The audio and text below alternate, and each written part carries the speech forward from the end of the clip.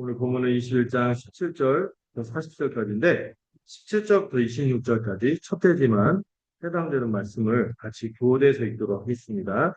제가 먼저 17절 읽고 다음 절 여러분들이 읽도록 하겠습니다. 예루살렘에 이르니 형제들이 우리를 기꺼이 영접하거늘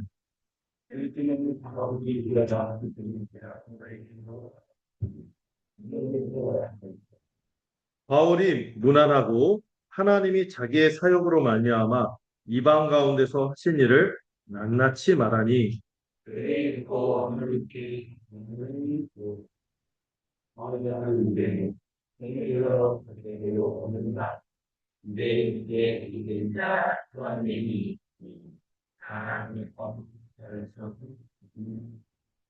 내가 이방에 있는 모든 유대인을 가르치되 모세를 배반하고 아들들에게 할례를 행하지 말고 또 간습을 지키지 말라 한다음을 그들이 들었도다.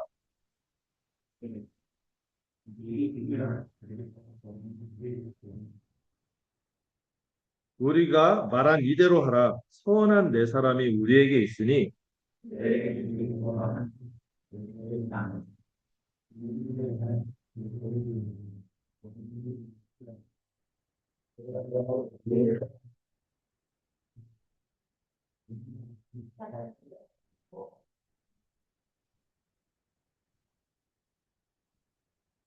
주를 믿는 이방인에게는 우리가 우상의 제물과 피와 목매어 죽인 것과 음행을 피할 것을 결의하고 편지하였느니라 하니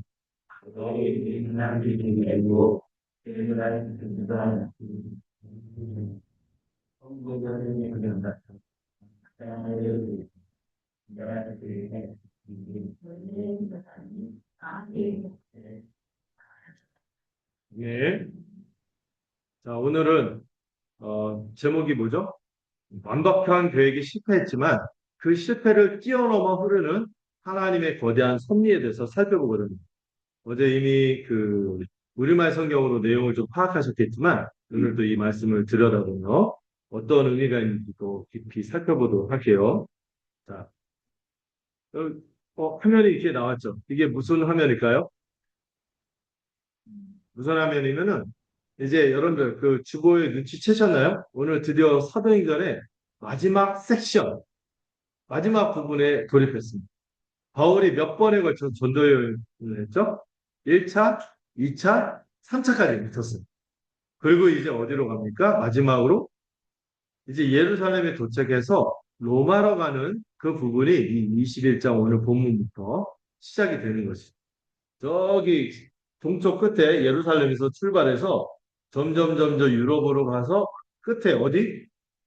반도, 그 부츠 모양이죠. 그 이탈리아의 그 수도인 로마 제국의 수도로 가는 과정으로 이 사도행전 마지막 부분이 연결이 되는데요. 중간에 쭉 직선으로 그러다가 막 이렇게 파고가 치는 부분이 있어. 저게 뭘까요? 바다에서 폭풍을 만나. 예, 그게 표시가 된 거죠. 이 바울이 이 로마로 가면서 어떤 여정이 있는지 차근차근 살펴보면서 오늘을 나누도록 하겠습니다. 제가 이렇게 1차 전도기 시작할 때 그림 보여주고 이렇게 했어야 되는데 몇 번 빼먹었어요. 근데 이번에는 빼먹지 않고 한번 살펴보려고. 자, 여러분, 그 인생에서 살다가 가장 공들여 준비한 계획이 허무하게 무너진 날이 혹시 있으셨나요? 그게 기억이 났나요? 때로는 내가 정말 주님께 간절히 기도하면서 이거 잘 됐으면 좋겠습니다 하고 내린 결정인데 결과가 전혀 다른 방향으로 흘러버렸던 경험 있죠. 다 있을 거예요. 근데 그런 순간에 대체로 사람들은 두 가지 방식으로 반응하는 거예요. 첫 번째는 내가 뭔가 잘못했나? 실수했나? 놓친 게 있나? 이렇게 생각하고 자책하거나 또 하나는 뭐죠? 하나님 나 버리셨나? 이거 신경 쓰시지 않으시네? 이렇게 절망하는 마음이 들곤 하지요. 근데 오늘 본문에서 사도 바울은 그 두 가지, 내 잘못인가 자책하는 것과 버림받았나 하면서 절망하는 것과 전혀 다른 자리에 서 있죠.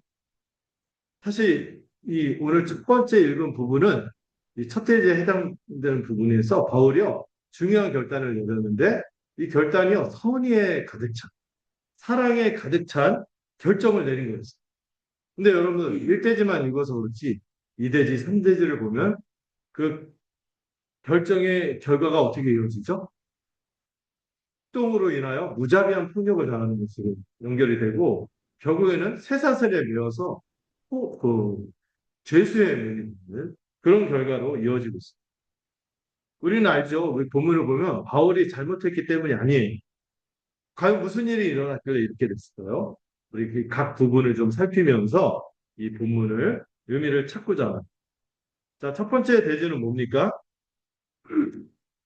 하나님은 사람을 위해 자유를 내려놓게 하십니다. 여러분 17절에서 26절 이 부분만 한번 다시 주목해서 한번 방금 읽었죠? 제가 왔다 갔다 하는. 자, 17절에서 일단 19절까지 내용을 좀 본문을 볼까요? 본문을 보시면은 이 이야기가 어떻게 출발점이 시작되는지 알아야겠죠? 바울이 3차 전도 여행 마쳤죠. 그리고 가는 동안 예루살렘에 돌아오는 길에서 사도행전 20장 밀레도에서 설교를 하면서 그 고별 설교를 했잖아요. 그래서 장로교 때 그때 예루살렘에 가면 뭐가 있을 거다? 고난이 있을 것을 알았어요. 20장 22절에서 이렇게 고백하죠. 나는 성령에 매여 예루살렘에 가는데 예루살렘에 가는 게 굉장히 고상한 목표가 있었어요. 위대한 목표가 있었죠. 이방교회와 유대교회의 연합. 거액의 연고를 전하고 또 그들로부터 영적 유익을 얻었다는 것을 서로 나누면서 한 가족됨, 한 몸됨을 선포하는 이 귀한 일을 하러 가는데 벌써 무슨 일이 내게 일어날지 나는 알지 못해. 그러나 분명한 건 성령께서 어려움이 있을 거다 계속 얘기하고요. 또 21장 넘어왔다니 뭐 빌립의 네 딸들, 아가보, 하자고 드로의 형제들 모두가 거기 가면 큰일 난다고. 바울이 왜 큰일 나죠? 예루살렘 고향 가는데. 원래 거기서 파송했죠. 뭐를 파괴하라고? 교회를 파괴하라고 파송했는데 이제 오히려 그 교회 전향해서 복음을 전한 자가 됐어요. 얼마나 그 예루살렘 사람들이 미워해서 바울을 보내놨더니 딴짓하고 배반하고 돌아오고. 그리고 오늘 본문을 보면 이상한 소문도 바울에 대해서 돌고 있었어요. 그럼에도 불구하고 바울은 성령의 인도를 따라 예루살렘에 갔습니다. 그런 또한 그 이방 교회들이 예루살렘 교회를 위해서 모은 이 거액의 구제 헌금을 가지고 갔던 것이죠. 이제 유대인 교회와 이방인 교회가 그리스도 안에서 하나. 여러분 이게 그 하나 되니까 좋네. 이렇게 말할 수 있는 게 아니죠. 유대인과 이방인 사이의 이 간극은요 엄청난 거예요. 적어도 그 모세 율법이 생기고 나서 또 언제 또 유대인과 이방인과 이 넘을 수 없는 강력한 벽이 생긴 거는 그 예루살렘이 박살나고 파괴되고 그리고 포로로 끌려갔다 돌아오면서 우리가 이방 사람들하고 섞여 지내고 우리의 정체성을 지키지 못하고 율법을 배반해서 이렇게 됐다 하면서 굉장히 그 순혈주의 유대인으로만 이방인과 교제를 끊고 이렇게 우리 순수함을 지키자 이렇게 하다 보니까 이게 지나쳐서 어디로 갔어요? 배타적인 굉장히 배타적인 모습으로 극단적인 모습으로 됐죠. 이게 적어도 4, 500년을 그렇게 살아온 거예요. 그럼에도 불구하고 지금 뭐로 다시 하나가 됩니까?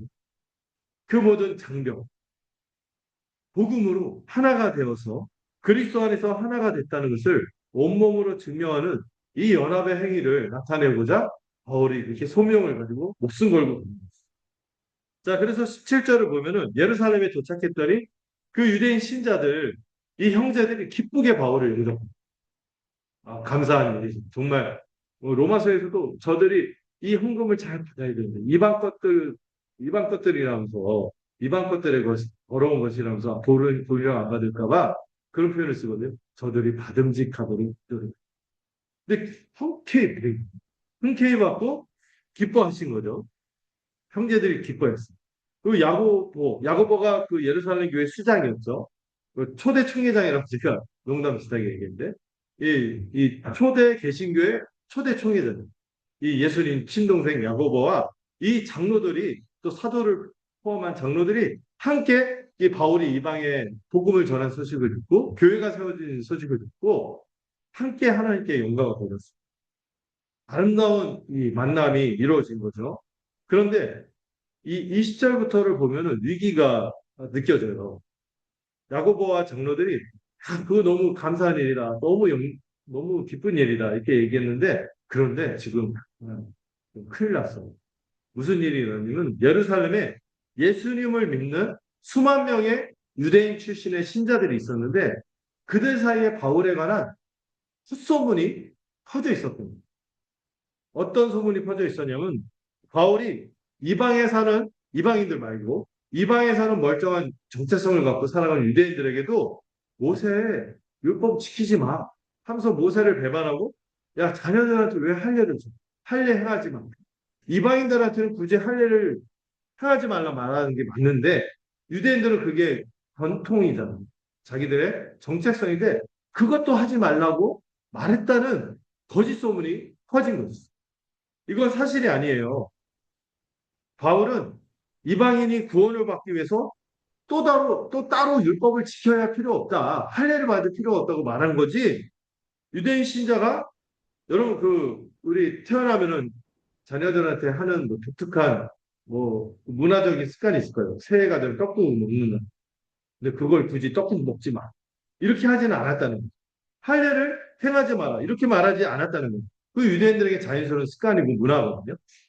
이거를 율법을 지키고 자신의 정체성, 하나님의 백성으로서 경건하게 살고자 그들의 문화에 맞게, 유대인 문화와 율법에 맞게 이 지키는 것을 금지한 적이 있나요? 없나요? 없어요. 근데 소문이 이거를 뒤섞어갖고 이방인들한테 굳이 그럴 필요 없고 예수를 믿기만 하는 이렇게 말한 것과 유대인들은 그냥 정체성을 지키며 살아도 된다. 이렇게 말하는데 이거를 짬뽕시켜서 왜곡한 거죠. 바울이 모세를 배반하고 율법을 지키지 말라고 하고 할례도 거부하고 있어. 그런데 여러분 20절에 보면은 이 유대인 신자들에게 이 소문이 퍼져 있는데 이들이 믿는 자라고 분명히 기록하긴 해요. 이분들은요 예수님을 참으로 믿은 사람들이 맞습니다. 진심으로 믿었어요. 그들이 유대인의 이 신앙 전통을 소중히 여기고 할례를 행하고 자녀들한테 율법을 지키는 것은 문제가 아니죠. 문제는 그 열심이 복음이 주는 자유함과 약간의 긴장 관계에 있었던 거죠. 소문은 바로 이 유대인 신자들도 헷갈리는 거예요. 안 받아도 되긴 하는데 이게 정체성 때문에 하긴 하는데 이게 잘못된 건가? 근데 아닐 수도 있지. 그런데 이방인들은 안 받아도 돼. 그런데 우리가 하는데 제대로 안 하는 게 맞나? 이런 게 정립이 안 된 거죠. 우리는 알죠? 갈라디아서를 배웠어. 음. 그게 자기의로 되면 안 된다. 이걸 아는데 이들은 이게 헷갈리는 가운데 있기 때문에 이런 소문이 더 불씨가 되어서 퍼진 거죠. 이 12절에 보면 야고보는 이걸 이게 뭔지 알고 있으니까 그러면 어찌할꼬 하면서 야고보가 이 바울에게 어떤 제안을 합니다. 마침 그 예루살렘의 성전에서 어떤 전통이 있냐면 나실인의 전통이라는 게 있어요. 나실인이라는 게 뭐죠? 일정 기간 하나님께 자신을 헌신해 드리는 그런 헌신하는 이 정결례 어떤 소원, 맹세하는 어떤 기간 동안 머리를 싹 깎고 삭발하고 자신을 하나님께 온전히 드리는 헌신을 하면서 뭔가 하나님께 소원을 한다든지 하나님께 더 나아가기 위해서 경건하기 위해서 헌신하는 행위가 있었는데 그런 사람이 네 사람이 있었어요. 그런데 그 네 사람이 그 예루살렘 성전에서 정결례 예식이잖아요. 여러 예식을 치르면 뭐가 필요해요? 비용이 들죠. 돈이 드니까 이 야고보가 바울이 네가 나서서 이 사람들이 이렇게 나신의 소원을 하고 정결례를 행할 때 그 비용을 네가 나서서 내겠다. 비용을 내겠다. 여러분 돈 쓰잖아요. 돈도 쓰고 그 정결례 함께 참여하면은 네가 율법을 부정하고 모세를 배반하고 할례를 부정한다는 소문이 불식될 거야. 없어질 거야. 이렇게 좋은 아이디어를 낸 거죠. 돈도 쓰고 바울이 이렇게 실제로 참여하면서 헌신하면은 너는 돈 쓰는 게 큰일이잖아. 그러면 사람들이 인정할 야고보가 좋은 아이디어를 냈습니다. 이 네 사람이나 되는 사람의 결례 완료 비용을 바울이 내면은 이 바울도 꽤 부담이 됐을 텐데 그걸 내준 거예요. 네 사람 건. 이렇게 함께 참여하면 된다는 거죠. 이 성원이 끝날 때 성전에서 제물을 드리거든요. 나실인 성원이 끝나면 한 일정 기간 동안 끝나고 제물을 드릴 때 바울 자신이 성원을 하는 것은 아니지만 이미 성원을 한 그 네 사람의 이 모든 정결례를 마치는 예식 비용을 부담하고 동참하면은 이 정말 이거는 성의를 보여도 엄청 성의를 보인 거니까 저들이 인정할 거다. 그러니까 바울이요, 율법의 행위는 중요하지 않은데 하고 뻗대지 않았어요. 그 제안을 흔쾌히 받아들였어요. 어떤 분은 이거를 오해해요. 바울이 이때 타협해갖고 문제가 생긴 거예요. 아니에요. 바울은 기쁜 마음으로 이 야고보 사도의 제안, 아니, 야고보 이 장로의 제안을 받아들였어요. 왜 바울이 그렇게 받아들였을까요? 그 제안을? 고린도전서 9장 20절을 보면은 이런 말씀 있죠. 바울이 항상 선교할 때 그 법칙이 있어요. 유대인들에게는 누구의 모습으로? 유대인의 모습. 이방인들에게는 이방인의 모습. 유대인들에게 내가 유대인과 같이 된 것은 유대인들을 돕고자 하는 어떻게든 그들에게 복음이 가닿도록 그들의 문화에 묻혀주고 함께 한다는 거예요.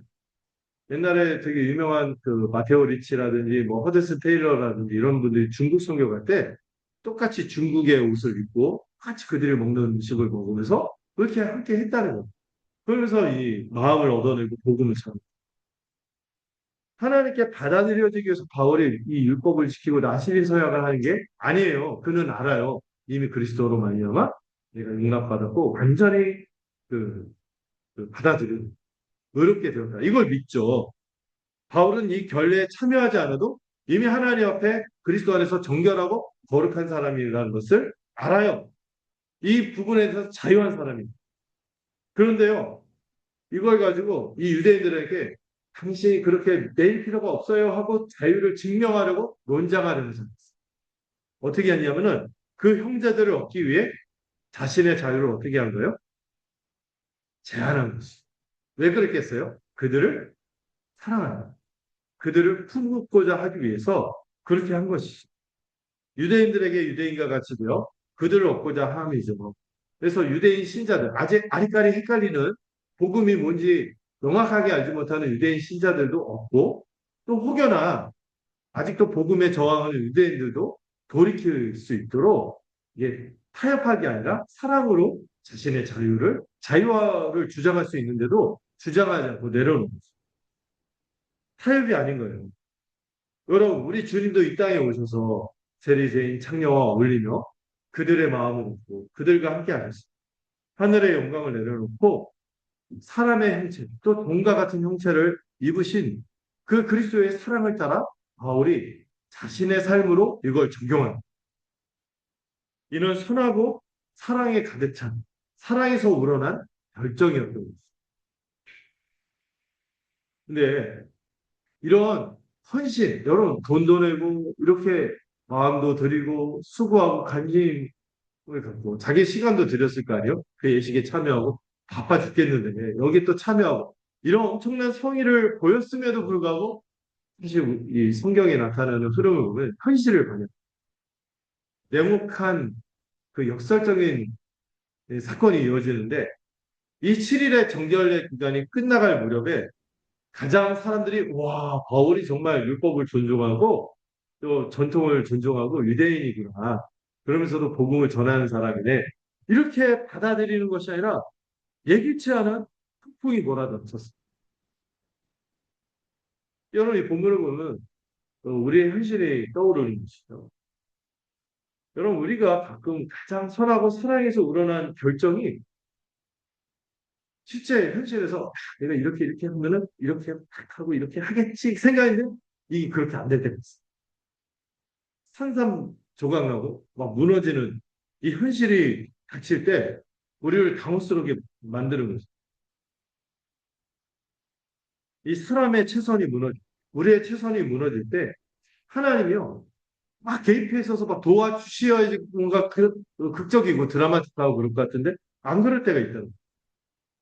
우리 믿는 사람들의 삶 속에서 가장 당혹스러운 현실 중에 하나입니다. 섣불리 정답을 생각하기 전에 바울이 서 있던 그 역설의 자리를 함께 느끼시면 돼요. 지금 바울이 지금 돈도 들였죠. 또 자신의 신념이 있잖아요. 여기서 자유함에도 불구하고 이들이 잘 모르고 하니까 맞춰가면서 그 자유를 증명하려고 하고 제한하고 그들을 낮은 마음으로 숨겼는데 결과가 뜻과 다르게 막 흘러가는 거예요. 이건 단순히 불운이 아니라 누가복음도 예수님도 예루살렘에 올라가는 길에 이러한 순환을 맞으신 거예요. 누가는 이 예수님이 예루살렘에 올라가서 이 고난을 당하는 이야기와 바울이 고난을 당하는 이야기를 병행시켜서 보여주고 있습니다. 바울이 지금 야고보 사도의 야고보 이 지도자의 제안을 받아서 한 선택이 모든 면에서 지혜로웠느냐, 과연 맞느냐 이걸 가지고 어떤 분들이 토론하는데 적어도 누가는요 이게 바울이 잘못된 결정을 한 거다라고 말하는 아니거든요. 바울의 실수나 복음을 타협한 포기다 이렇게 묘사하지 않거든요. 사랑이 가득 찬 결정이었어요. 근데 누가가 이야기해서 보여주고자 하는 것입니다. 오늘 주제인데 하나님의 말씀은 우리의 계획, 우리 사람의 계획이 무너지는 자리에서도 계속해서 극복하고 전진해 간다는 사실인 것입니다.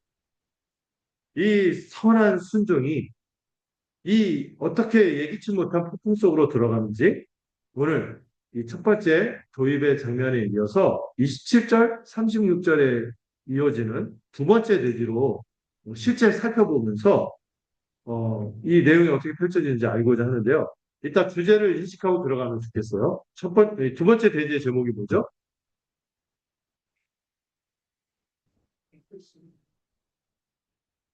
자, 이 제목을 기억하면서 자, 이번에 27절부터 36절까지 한번 여러분들이 한번 일제히 읽어주시기 부탁드릴게요. 읽겠습니다. 시작.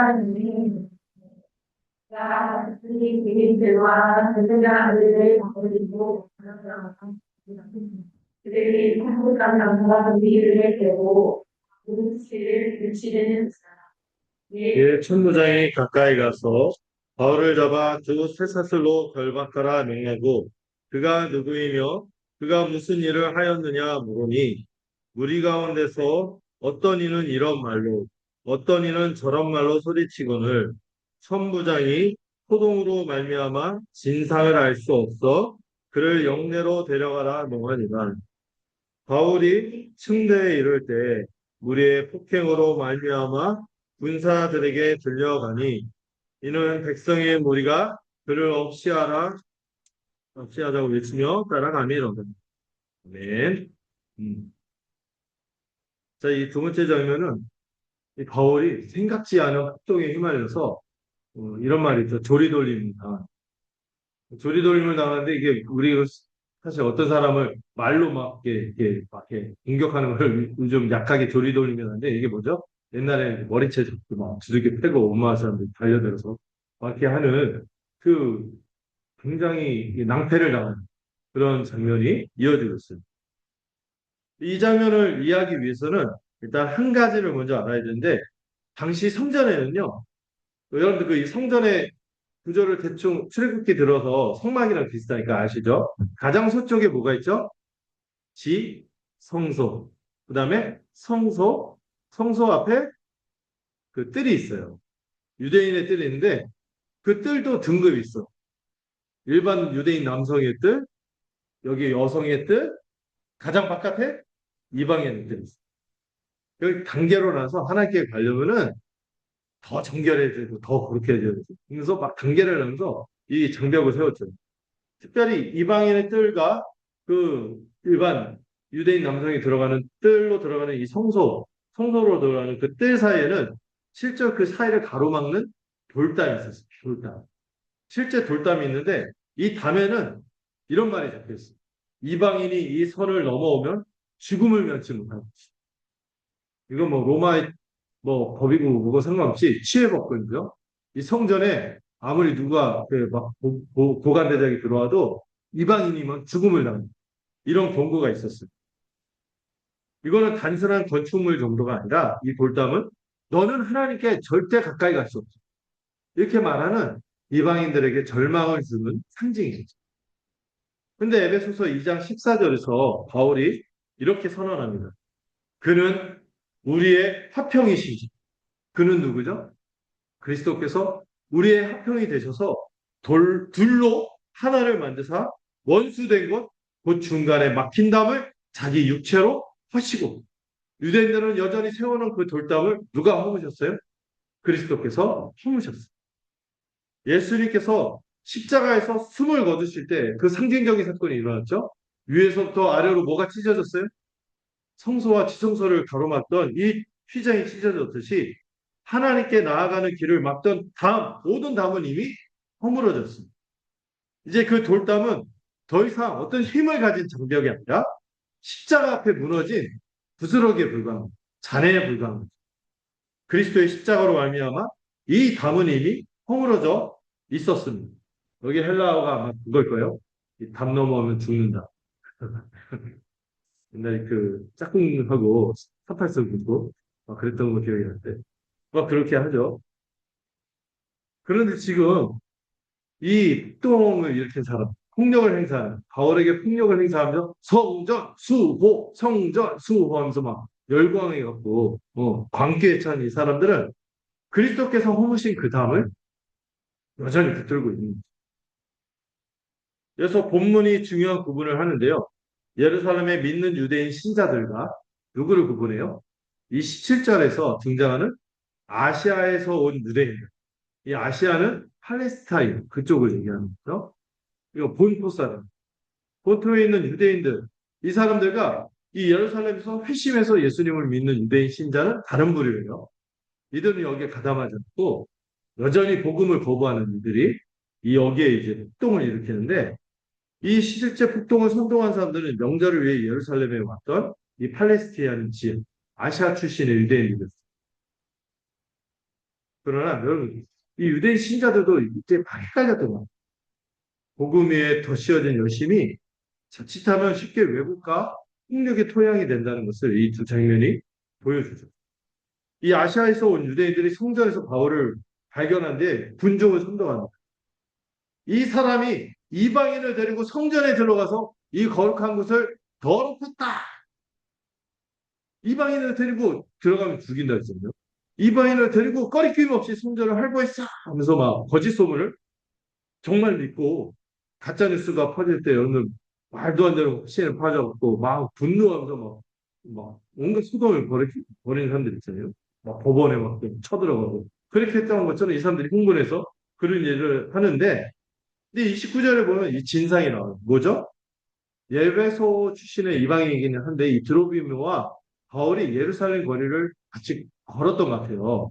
이걸 보고 예루살렘 거리를 걸었을 뿐인데 성전이 됐다 하고 왜곡을 한 것이지. 단정을 한 거죠. 확증 편향이라고 하죠. 자기가 믿고 싶은 대로 믿고 그런 일이 안 일어났는데 그런 걸 한 거예요. 사실을 확인하지도 않았어요. 그들이 그냥 그럴 까다고 지리짐작 추측한 것을 마치 사실인 것처럼 선포했어요. 사도행전의 이 부분은 누가가 지속적으로 바울이 결백했다고 변호하거든요. 바울은 절대로 반유대주의자도 아니고 성전을 모독하지도 않았습니다. 오해와 소문이 뜻하지 않게 이 무고한 바울을 집어삼킨 거죠. 이 고발 하나 때문에 온 예루살렘에 소동이 일어나. 사람들이 흥분해갖고 다들 율법에 열심히 성전에 대한 열심히 있는 사람들이기 때문에 눈이 뒤집혀갖고 군중들이 달려온 거예요. 일제히 누구에게? 바울에게 달려온 것이죠. 그래서 바울이 성전 밖으로 질질 끌려가요. 이 나시린에 서원하고 돈도 들였죠. 성의를 보이고 그 겸손하게 그 나시린 서약에 동참하면서 그들의 비용도 대면서 이렇게 하는 바울을 질질 끌고 나가서 이 모든 문들을 닫고 바닥에 질질 끌려가고 머리채를 잡혔겠죠. 그래서 그때 이후로 바울의 머리를 없어요. 어쨌든 그때 이유인지 원래부터 없는지 모르겠지만 네, 끌려가요. 근데 군중에 이제 무슨 일이야? 실제 이게 군중이 막 성전수호, 성전수호 이러면서 성전 문이 끼 닫히고 그리고 바울이 군중에게 완전히 삼켜져서 거대한 파도에 삼켜져 있듯이 삼켜져서 무자비하게 구타와 린치를 합니다. 오죽하면은 이 로마 군대 천부장이 됐어요. 그 소동이 너무 크니까 천부장이 뭔지 아시죠? 1,000명의 부하를 거느리는 1,000명 정도 데리고 있으면 부대 단위로 어느 정도 있죠? 거의 연대장, 사단장? 이 정도 되는 사람이겠죠? 사단장까지는 아닌가? 연대? 모르겠어요.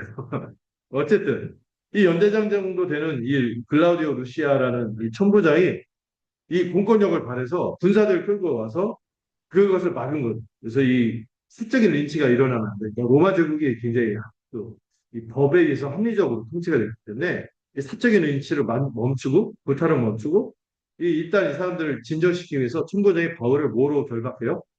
쇠사슬로 결박했어요.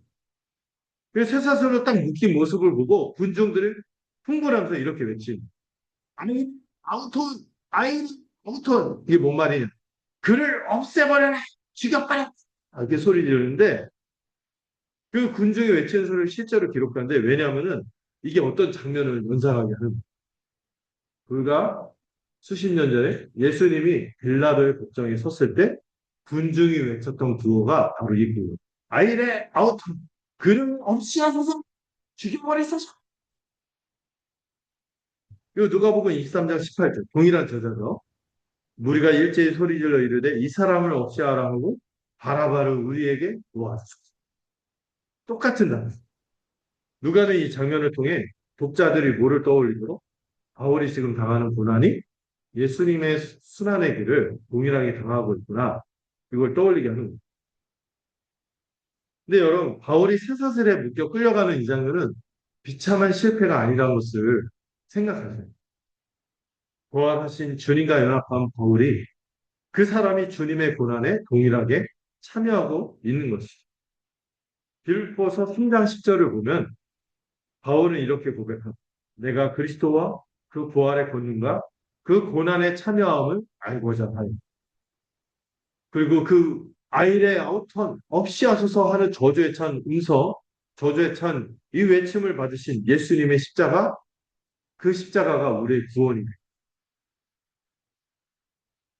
근데 좀 생각해 볼게. 이 폭동을 주도한 사람, 이 폭동에 휘말린 사람들을 보시면은 이 사람들이 원래부터 나쁜 사람들일까요? 악인들은 아니에요. 단지 뭐를 가진 사람들? 열렬한 종교적 신념을 가진 사람들이었어요. 그것이 우리의 현실을 좀 생각하게 하고 어떤 무서운 일면을 보여줍니다. 그들 전부가요, 바울을 구타하고 린치하고 거의 죽일 정도. 이렇게 하는 상황 속에서 이 일을 할 때 그들의 잔인함과 그들의 폭력성을 생각하지 않고 그 일을 하면서 어떤 정당성을 갖고 있어요? 나는 하나님을 위하여 이 일을 하고 있어! 하면서 이 미치광이 짓을 하고 있는 거지. 여러분들 이걸 기억하시면 우리가 어떤 열심을 가지고 한다 할지라도 은혜를 잃어버리면 이건 사람을 살리는 게 아니라 사람을 죽이는 열심이 될 수 있다.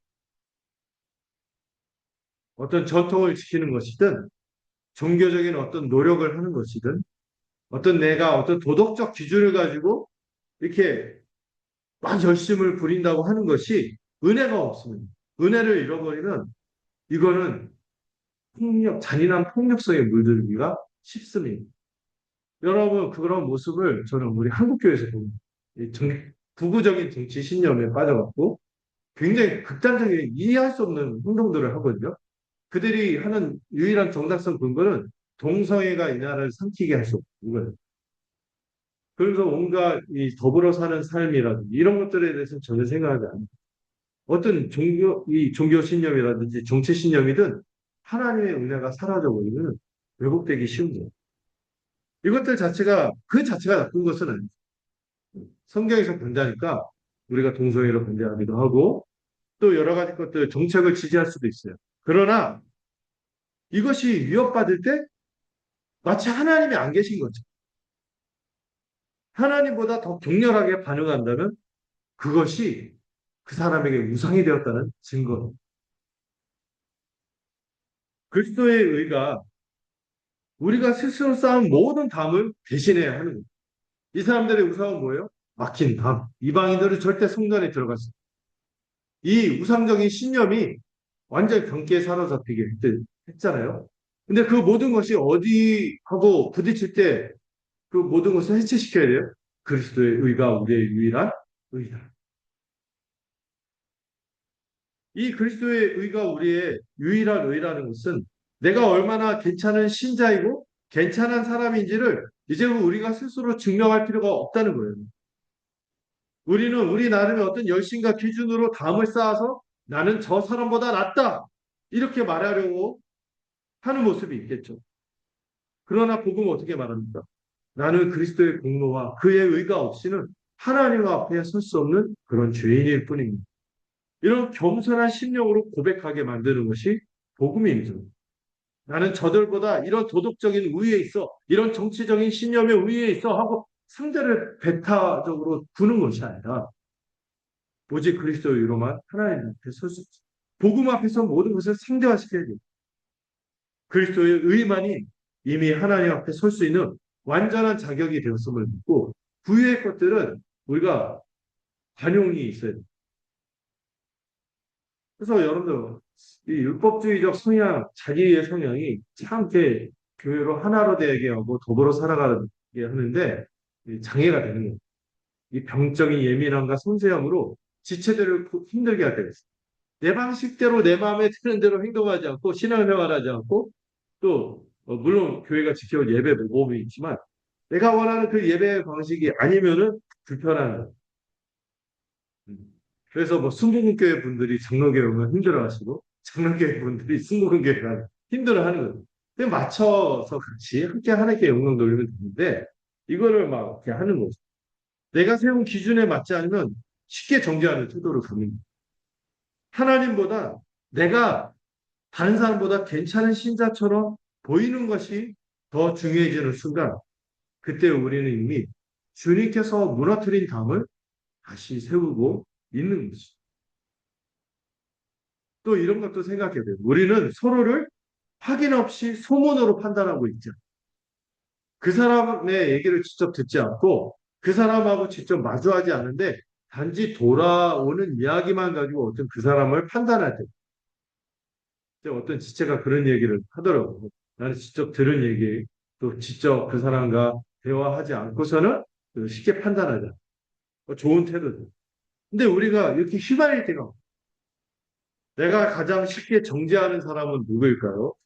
오늘 본문의 군중을 보기 전에 우리 자신이 이런 눈먼 열심, 헛된 가짜 소문에 의해서 어떤 지체를 판단하거나 이 광기 어린 이 폭력성, 이 여기에 휘말리지는 않는지 우리 자신을 깊이 들여다 봐야겠죠. 그러나 우리는 스스로 세운 담을 대신할 수 있는 것이 있죠. 쇠사슬에 묶인 채로 이 계단, 층계 위에 선 거울이 그것을 이제 보여줄 것이죠. 자, 이제 폭도의 함성 속에서 우리는 이제 세 번째 장면을 보고자 합니다. 자, 마지막 37절, 40절. 자, 이 부분의 대제 제목이 뭡니까? 자, 이를 염두하며 37절에서 40절 읽어주시기 바랍니다. 시작. 그리고 내가 당신에게 말하기를 그러면 내가 인정된 내 같은 하는 분들이고 하는 그런 분들이 아니라 아우리를 위해 아이 그게 소외하는 분들에 대한 소치의 힘이 한강의 민주화를 갖는 한국이라는 변화하는 분들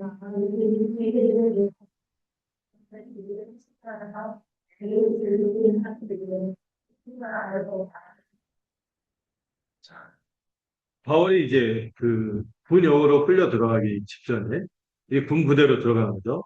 현부장에게 말을 딱 건네는데요. 현부장이 깜짝 놀라요. 왜 놀랬죠? 바울이 유창하게 헬라어로 어, 시골 막 얻어맞고 하니까 어디 막 그리고 바울이 얼마나 겸손하고 그랬겠어요. 헬릭도 추리하고 하니까 별거 아닌 사람인 것 같았는데 갑자기 막 이렇게 독일어, 미국어를 뭐 영어를 하듯이 막 이렇게 하니까 놀란 거죠. 또 천부장은 로마 사람이니까 아무래도 헬라어 능통하겠죠.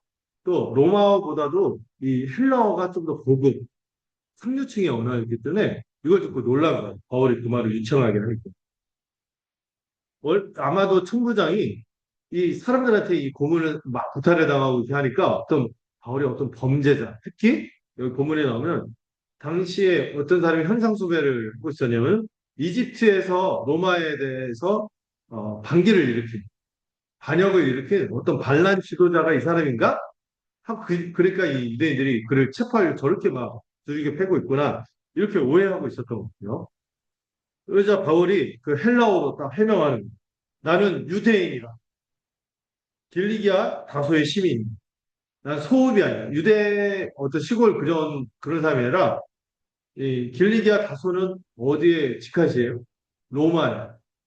로마가 직할로 다스리는 시거든요. 그 시의 시민이라 로마 시민인 거죠. 그러니까 청컨대 내가 백성에게 말하기를 허락하라. 그러니까 자신이 로마 시민권을 갖고 있다는 것을 얘기하면서 어필하면서 호소를 하는 거예요. 자, 바울이 헬라어로 말하는데 굉장히 그 상류층의 교육받은 유대인이 드러나고 자신의 정체를 밝히죠. 유대인이며 다소의 시민입니다.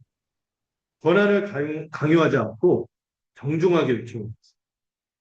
그리고 청컨대 허락하라 이렇게 말하면서 강릉까지 끌려가던 사람이요. 지금 여러분 정신없게 얻어맞았어요. 뭐. 여러분 그거 거의 넋이 나갔을 텐데 바울 이상 속에서요. 냉철하게 평정심을 유지하고 대처하고 있어요. 상황을 파악하고 그 다음 단계에서 내가 어떻게 할지를 생각하면서 탄탄하게 대처하고 있어요. 이것이 바울의 모습을 본문이 그 묘사하는 모습이죠. 바울은 지금 어떤 상태예요? 우리 같았으면 거의 넋이 나갔을 거예요. 갑자기 막 선율을 했는데 억울한 마음도 들고 막 이렇게 막 휘말려갖고 정신을 못 차릴 상황인데 바울은 흔들리지 않고 평정심을 잃지 않고 이렇게 대처하는 거예요. 가끔 이런 분들이 있죠. 내가 공동체를 위해서 이 모임을 위해서 가장 헌신적으로 섬겼는데 오히려 오해와 소문만 나면 교회를 하다 보면 말 얼마나 많이 듣습니다. 이런 일들이 많이 교회에서 일어나요. 그러면은 괜히 본전 생각나는 내가 왜 괜히 돈도 들고 에너지도 쓰고 감신되는데 왜 이렇게밖에 안 됐어. 괜히 그렇게 이런 마음이 들었다고 합니다. 근데 그 자리에서도 어떤 분들은요 흔들리지 않고 오해와 소문이 있음에도 불구하고 묵묵하게 섬기는 일을 계속하는 분도 있어요. 그들의 마음이 이런 생각입니다. 나에 대한 사람들의 판단보다 하나님이 나에 대해 하신 말씀이 하나님의 말씀이 그들에게 큰 겁니다. 바울이 그것이 이 층계 위에서 보여준 모습. 바울이 층계 위에 올라가기까지 엄청 얻어맞아서 거의 고동을 못할 상황이었던 겁니다. 거기 보면 군인들이 그를 그, 들쳐갖고 부축해갖고 올라갔고요. 완전히 만신창이가 된 상황. 그런 가운데서도 바울은 그 이성을 놓지 않고 대처하고 여러분 이게 참 왜 이렇게 이런 모습으로 이렇게 대처하는 게 어떻게 보면 바울이 정말 센 사람이고 강한 성격이고 강철 대오의 이런 정신으로 단련된 리더십에서 그렇게 하는 것이 아닌가? 근데 그런 게 아닌 거죠. 이런 자기 확신은 상황이 바뀌면 함께 흔들리게 마련이거든요. 여러분 아무리 철통 같은 신념을 가진 사람도 사소한 이런 것들이나 어떤 상황이 조금만 압박이 가면은 무너지는 걸 볼 수 있어요. 네, 여러분, 중요한 거. 바울이 흔들리지 않는 이유는 여기에 있어요. 방금 군중들이 어떻게 외쳤죠? 아이레? 그 외침을 받으신 분이 십자가에서 죽으셨다가 어떻게 되셨어요? 다시 부활하셨어요. 바울은 이미 믿음으로 부활하신 주님과 연합되어 있었던 것이죠. 그 자신의 힘이 아니라 누구의 힘으로? 우리 주 그리스도의 은혜와 능력 버텨낼 수 있었던 것이죠. 이것을 어렵게 생각하지 말고 여러분 지금 바울이 이 상황 속에서도 지금 누가 자신을 주시하고 있다고 믿고 있어요? 하나님이 자신을 지켜보고 있고 또 바울을 보실 때 실패한 사람으로 실패한 죄수 바울로 보시는 것이 아니라 지금 바울은 누구와 연합했어요? 그리스도와 연합했기에 그를 덮고 있는 그리스도로 그를 함께 보시고 있다는 사실을 믿은 것입니다. 그래서 군중은 그를 바울을 죄수로 여기고 묶었지만 하나님은 그를 하나님의 아들의 의, 그리스도의 의로 덮인 사람으로 보십니다. 세상의 평판과 세상을 오해하고 그를 비난한다 할지라도 그는 훨씬컨대 하나님의 인정이 그의 가슴에 가득 차 있었기 때문에 무너지지 않았던 것입니다. 군중의 죽여 없애라는 외침도 천부장의 오해도 쇠사슬도 그 사실을 흔들 수 없었습니다. 여러분 바울이 고통에 묻어난 사람 이런 것이 아닌 거죠. 바울도요 우리와 성정이 똑같아요.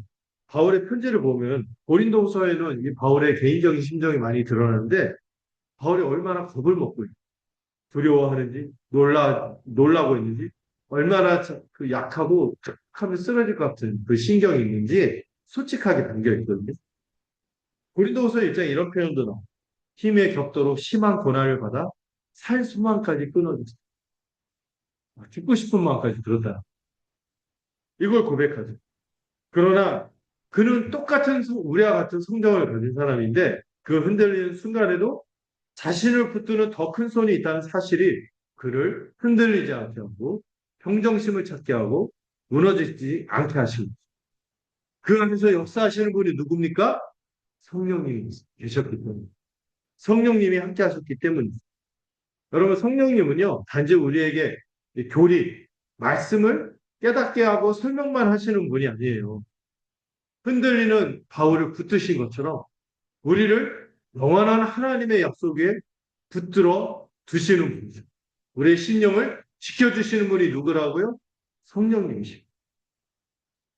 이 쇠사슬에 묶여있는 현실보다 너는 내 것이다. 내가 너를 지키고 있다. 이 하나님의 말씀이 더 크게 들리도록 바울의 심령을 붙들어 주신 것이죠.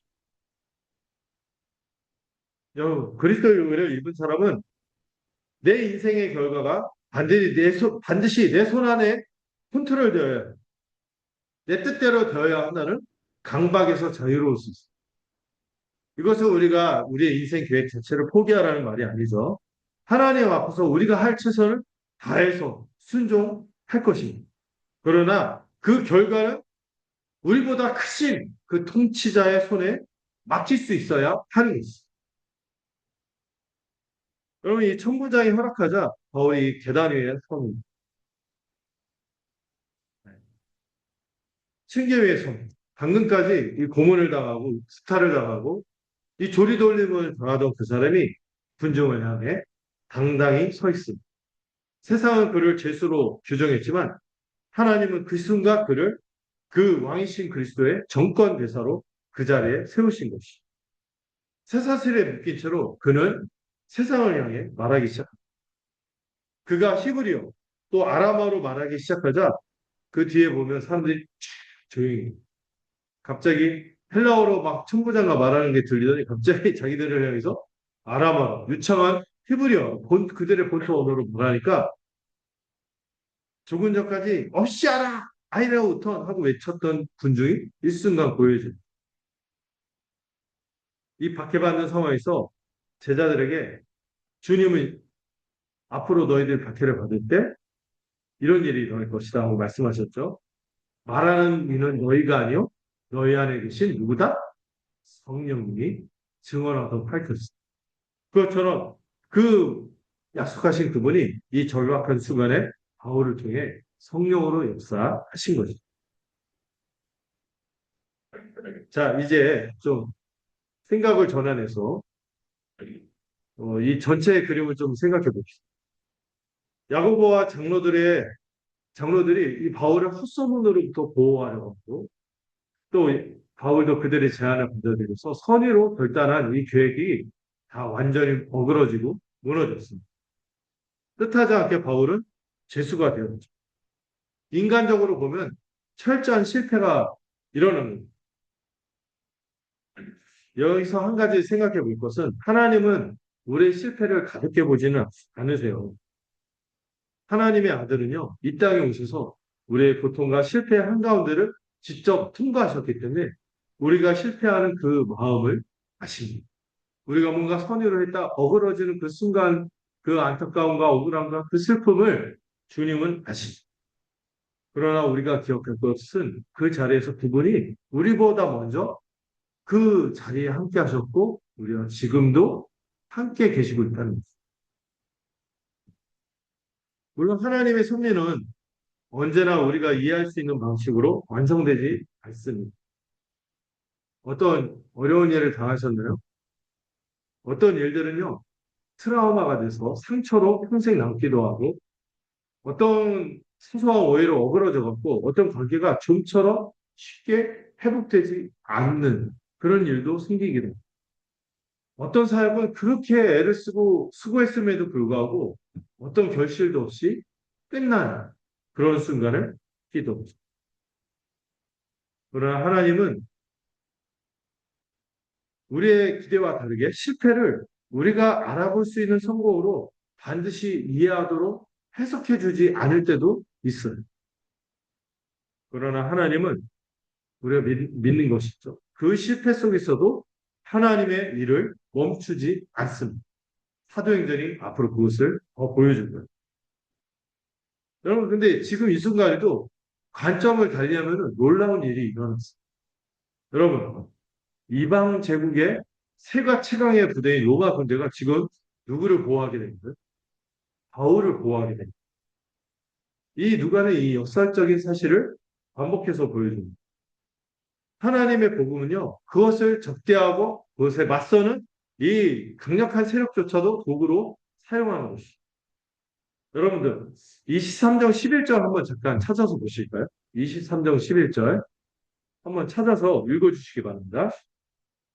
두 장밖에 안 되니까. 23장 11절. 그 부분만 읽어볼까요? 시작.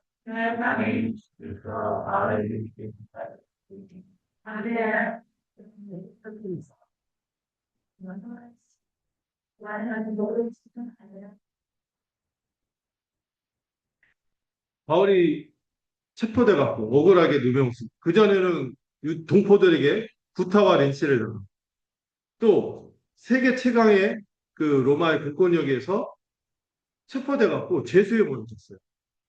그런데 오히려 그것을 하나님이 역전시켜서 어떤 상황으로 담대하게 예루살렘에서 내가 이 복음을 증언한 것처럼 어디에서도 로마에 가서 증언하게 됩니다. 이제 앞으로 바울은요, 군중 앞에서도 이 복음을 담대하게 전하고 또 이 과정에서 21장, 22장, 23장에 이르는 이 뒤에 흐르는 과정에서 바울의 아무리 그 다수의 시민이라고 해도 총독들 앞에 이렇게 쉽게 설 수 있겠어요? 이 총독들, 벨리스, 베스도 이런 총독들 앞에서도 가서 복음을 증거하게 되고요. 마침내 또 어떤 왕들, 여러 왕들 앞에서도 복음을 전하고요.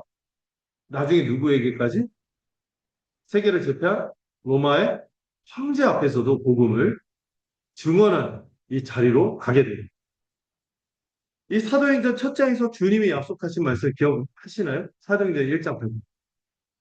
예루살렘과 온 유대와 사마리아와 땅끝까지 내 증인이 될 것이다. 역설적으로 죄수의 몸이 돼서 복음을 증언하는 자리에 서게 된 거예요. 놀랍게도 하나님은 이 쇠사슬을 복음의 통로로 사용하십니다. 만일 바울이 죄수가 되지 않았다면 바울이 또 로마 시민이자 또 로마 법에 의한 제수이고 바울이 누구에게 상소하냐면은 황제에게 상소하거든요. 그 법 제도가 있어서 황제에게 상소했기 때문에 황제에게 갈 수 있도록 보호받을 수 있는 권리가 생겨버려요. 그는 로마의 보호 아래 총독들과 왕들 그리고 황제 앞까지 가게 되는 이 역설적인 상황이 생깁니다. 만약에 이런 일이 안 생겼으면 그런 일은 없었습니다. 여러분, 사람들은 쇠사슬이 바울의 사역을 끝냈다.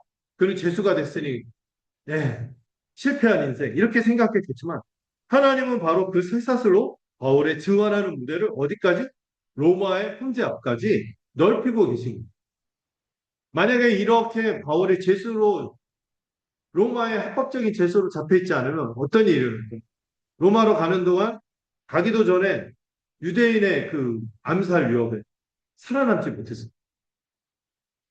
또 그 당시 열악한 이동 수단이 얼마나 뭐 돛담배나 탔을까요? 범선이나 탔을까요? 근데 로마의 그 군 갤리선이죠. 그 갤리선을 타고 초특급으로 가는 겁니다. VIP는 아니지만 그렇게 또 이 떡대가 일어나서 로마 군인들의 보를 이렇게 가는 겁니다. 어떤 분은 그렇게 얘기해요. 아마 바울이 이제까지 했던 전도여 중에 가장 편안한 코스였을 것이다. 뭐, 밥때 되면 밥 먹여주죠. 말상대도 자꾸 보초 보내주면 바울이 가만히 있었겠어요? 아, 이복에 감수 청년, 서 복음을 전해.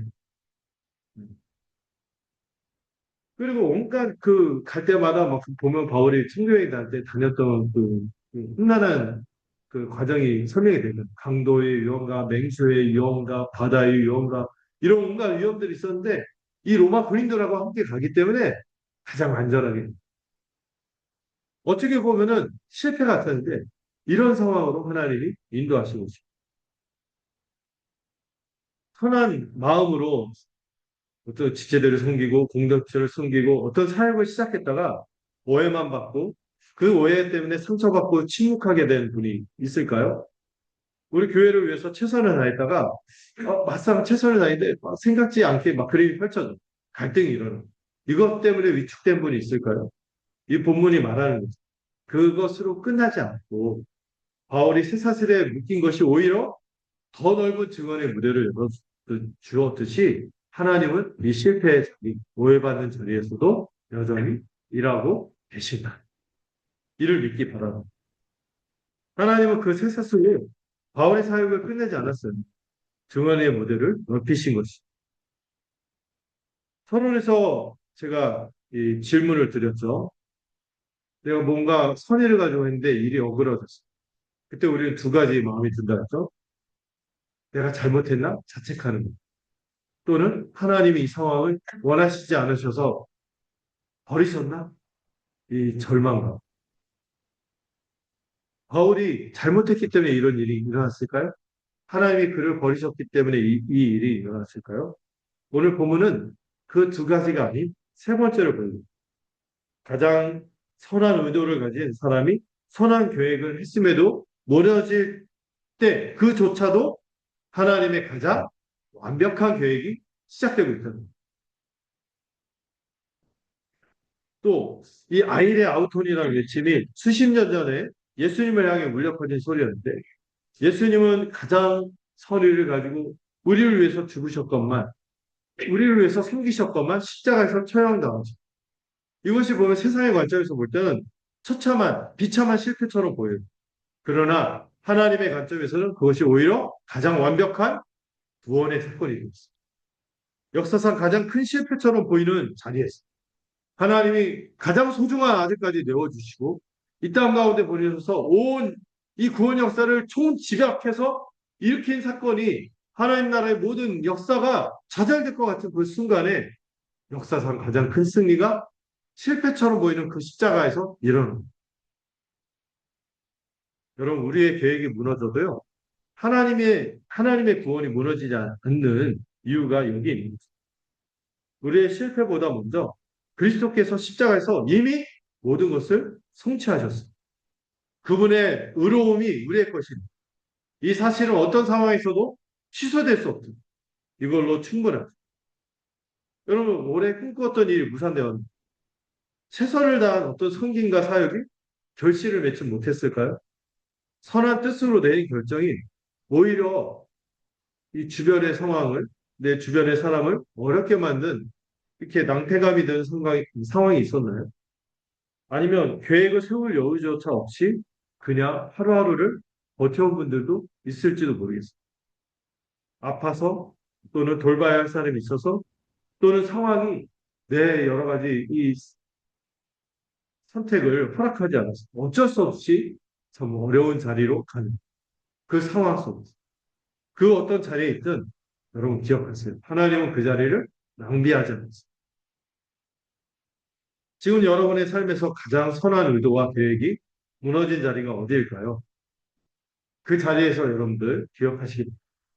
가장 우선적으로 잊지 않을 것, 그리스도의 의가 나의 의가 내가 무엇인가 증명하지 않아도 하나님이 나를 그런 자로 받아 주시.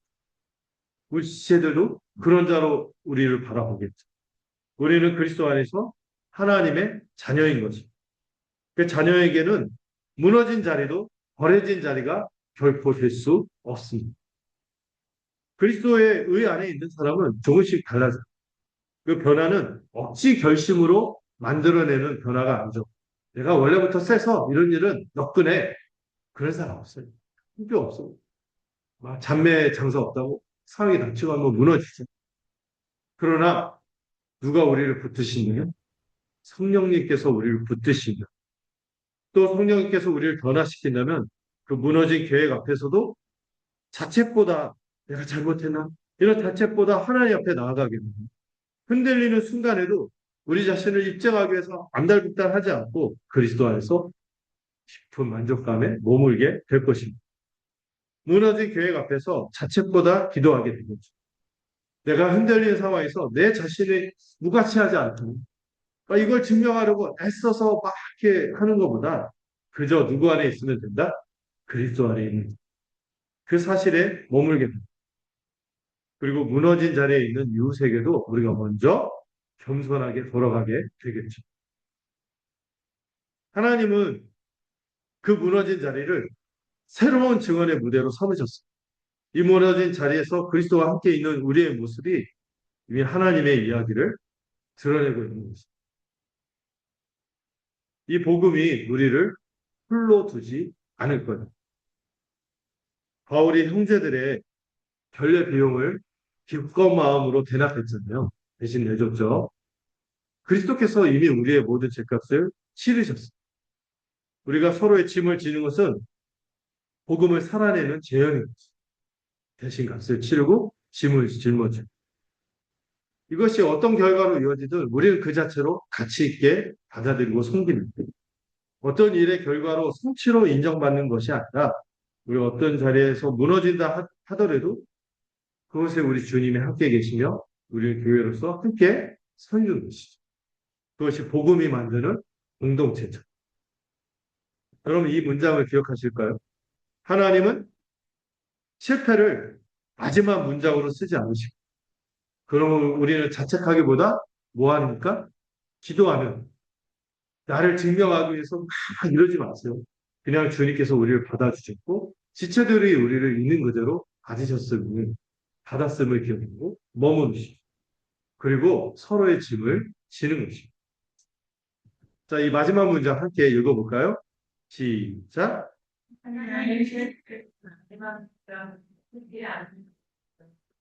여러분, 하나님은 우리의 실패를 우리의 펼쳐가는 역사 속에 마지막 문장으로 쓰지 않습니다. 그 실패에 무너진 자리를 더 놀라운 증언의 무대로 삼으시는 분이 우리 하나님이십니다. 우리의 계획은 무너질 수 있어요. 그러나 우리를 붙드시는 그리스도의 성취가 무너질까요? 절대 무너지지 않죠. 그러므로 여러분 또 무너진 자리에 처했었나요? 그렇다 할지라도 기억하십시오. 우리는 끝난 사람이 아닌 것입니다. 이를 기억하고 제가 기도하도록 하겠습니다. 하나님 아버지, 오늘 바울의 이야기를 통해 아버지의 이 섬세한 속기를 보게 하심을 감사합니다. 우리 안에 스스로 세우려는 이 자기의에 빠진 담의 완강함을 보게 하시고 그리스도께서 이미 성취하신 것만이 우리의 유일한 기초임을 고백하도록 하여 주시옵소서. 우리의 계획이 무너진 자리에서 그리고 계획조차 세울 수 없었던 자리에서도 낙심하지 않게 하시고 흔들리는 순간에도 우리를 붙드시는 성령님의 따뜻하며 강력한 손길을 느끼게 하여 주시옵소서. 우리 교회가 또한 서로의 짐을 나눠지며 주님의 손길을 함께 기다리는 교회가 되게 하여 주시옵소서. 예수 그리스도의 이름으로 기도드렸습니다. 함께 찬송가 드리거나 하기 전에 우리 함께 성찬, 주님의 이 귀한 성찬 함께 받도록 하겠습니다.